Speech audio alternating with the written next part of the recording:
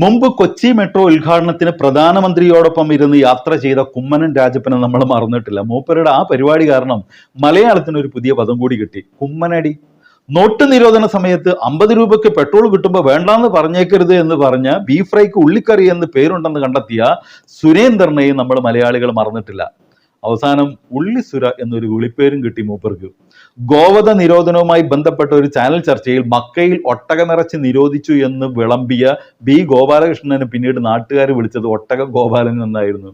അങ്ങനെ എത്ര ട്രോളുകളാ സംഘപുത്രന്മാർ ഏറ്റുവാങ്ങിയത്. ഇപ്പോഴിതാ ആ പഴയ കുമ്മനടിയെ മറികടന്ന് കേരളത്തിന്റെ പുതിയ BJP president Rajeev Chandrasekharan.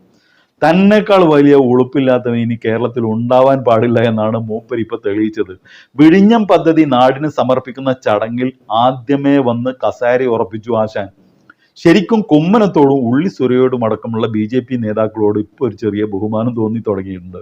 സദസ്സിലിരിക്കുന്ന Riyas minister ഇതിനോട് പ്രതികരിച്ചത് കേട്ടോ. ക്യാമറ ഒന്ന് സ്റ്റേജിലേക്ക് തിരിച്ചു നോക്കൂ, അവിടെ ഒരു വ്യക്തി ഇരിക്കുന്നത് കാണാം. നിങ്ങൾ മനസ്സിലാക്കേണ്ടത്, ഇത് കണ്ടില്ലേ, അദ്ദേഹം മുദ്രാവാക്യം വിളിക്കും അവിടെ, നോക്ക്, കണ്ടില്ലേ? അപ്പോൾ നിങ്ങൾ മനസ്സിലാക്കേണ്ട കാര്യം, ഈ സംസ്ഥാന മന്ത്രിസഭയിലെ മന്ത്രിമാരിൽ ആരൊക്കെ അവിടെ ഇരിക്കണമെന്ന് നിശ്ചയിച്ചിട്ടുണ്ട്. അത് ശരിയാണ്, എല്ലാ മന്ത്രിമാരും പോയി അവിടെ ഇരിക്കേണ്ട, കുറേ ആളുകൾ സദസ്സിലും ഇരിക്കണം. എന്നാൽ ധനകാര്യമന്ത്രി സദസ്സിലിരിക്കുക,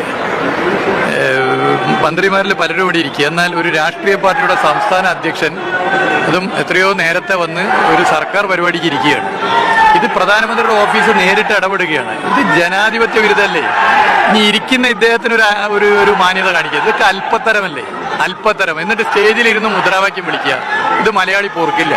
മൂപ്പരുടെ ഇരിപ്പ് കണ്ടാൽ തോന്നും ഇത് തങ്ങളുടെ BJP ഭരിക്കുന്ന കേന്ദ്ര സർക്കാർ പദ്ധതിയാണെന്ന്. എങ്കിൽ മനസ്സിലാക്കിക്കോ, ഇതിൽ കേന്ദ്ര സർക്കാരിന്റെ ചില്ലി കാശ് പോലുമില്ല. മാത്രമല്ല, കേന്ദ്ര സർക്കാർ ഇതിനായി 800 ചില്ലാൻ കോടി രൂപ വായ്പ തന്നിട്ടുണ്ട്. അത് അതിന്റെ പലിശയും ചേർത്ത് തിരിച്ചടക്കണമെന്നും കേന്ദ്രം പറഞ്ഞിട്ടുണ്ട്. എന്ന് വെച്ചാൽ ഈ വിഴിഞ്ഞം പദ്ധതി നഷ്ടമായാലും ലാഭമായാലും ലാഭം കിട്ടുന്ന ഒരു കൂട്ടരേ ഇന്ത്യയിലുള്ളൂ, അത് കേന്ദ്ര സർക്കാർ മാത്രമാണ്. ആ ടീമിന്റെ കേരളത്തിലെ നേതാവാണ് പുലർച്ചെ 12 മണിക്കാരും സൗണ്ട് ഓപ്പറേറ്ററും ഒക്കെ എത്തുന്നതിന് മുൻപ് വന്ന് സീറ്റ് പിടിച്ചത്.